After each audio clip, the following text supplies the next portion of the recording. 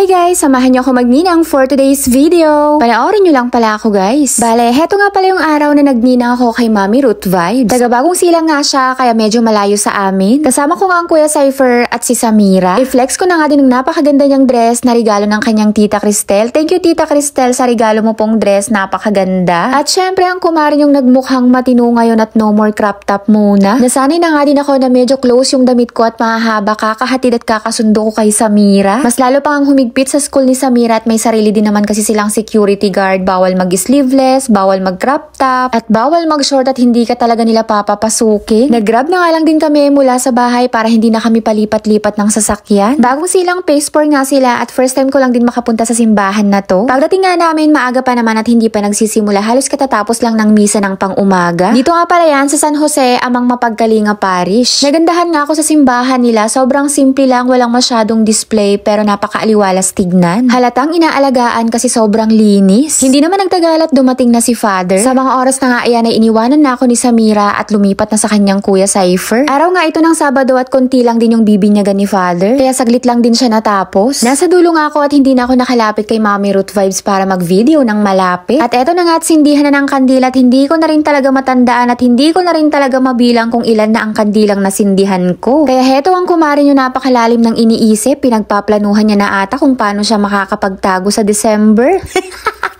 Char lang, marami namang naipon na 20 peso coin si Ninang, huwag kayong mag-alala. Pagkatapos nga ng binyag, heto nga at pupunta na kami sa bahay nila Mami Ruth Vibes kung saan ang reception. Ang Kuya Cypher nga namin ay pinasakay ko na sa isang kumpare namin para dalawang tricycle lang ang magagamit at hindi siksikan. At medyo nagugutom na din talaga ang kumare nyo, Diyos mio. Malapit lang naman yung bahay nila Mami Ruth Vibes sa simbahan. Bale, pangalawang beses ko na nga din makapunta dito sa kanila. Pareho nga kami ng sitwasyon niya ni Mami Ruth Vibes, LDR din. OFW din ang kanyang hobby. Pagdating nga namin ay ready naman na ang mga pagkain. Syempre, bago ang lahat, mag-video muna ang kumari nyo. Sa mga latest upload naman ni Mami Ruth Vibes, ay nakita naman natin yung pagpiprepare niya talaga dito. May pasilip siya. Syempre, para sa first birthday at christening ng kanyang bunso, effort talaga. Naalala ko tuloy nung first birthday at christening ni Samira, puro DIY lang din. Sobrang cute ng cake. At ang aking bagong inaanak na cute na si Kylie. At ang kanilang masasarap na handa. Pangalawang beses ko nang makikikain dito sa bahay nila Mami Ruth Vibes. At nung unang kain ko pa lang talaga dito, sobrang sarap nila magluto. Ang sarap ng kanilang Shanghai, na-miss ko tuloy. At eto nga ang Kuya Cypher at kinakausap ako, tinatanong niya kung anong oras kami uuwi. Diyos mio, hindi pa nga kami nakakakain. O diba, 13 years old pa lang ang Kuya Cypher namin pero sobrang tangkad niya na. Mas matangkad na talaga siya sa akin sa personal. Hindi nga sana siya sasama sa amin kasi may practice siya sa church ng gitara. Kaso nga lang hindi pumayag ang kanyang papa na hindi sumama sa amin kaya hayan, wala na siyang nagawa. For the sandok muna ang kumari nyo. Syempre, wala na naman yan siyang palalagpasin. Titikman niya na naman lahat ng putahe.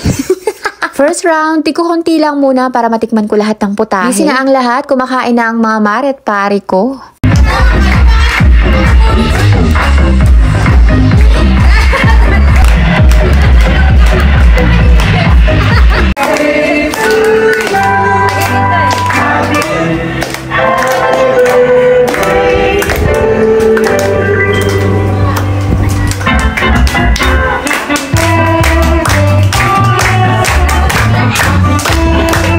Pagkatapos ng kantahan ng baby birthday girl ay nagbigay na sila ng loot bag sa mga bata at ang giveaway sa mga ninong at ninang. At syempre bago kami magpaalam, binulungan na rin namin si Mami Ruth Vibes na yung Sharon namin wag niyang kalimutan kaya nagsinandok na siya dyan.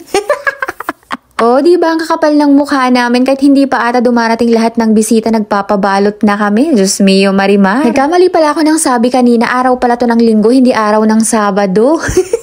Hindi nga kami masyado nagtagal at kami ang pinakaunang nagpaalam kasi Lunes kinabukasan, maaga ang pasok ng Kuya Cypher namin. Inaaya pa man din ako ni Mami Ruth Vibes mag-shot puno, kaso sabi ko next time na lang pag walang pasok yung mga bata kinabukasan.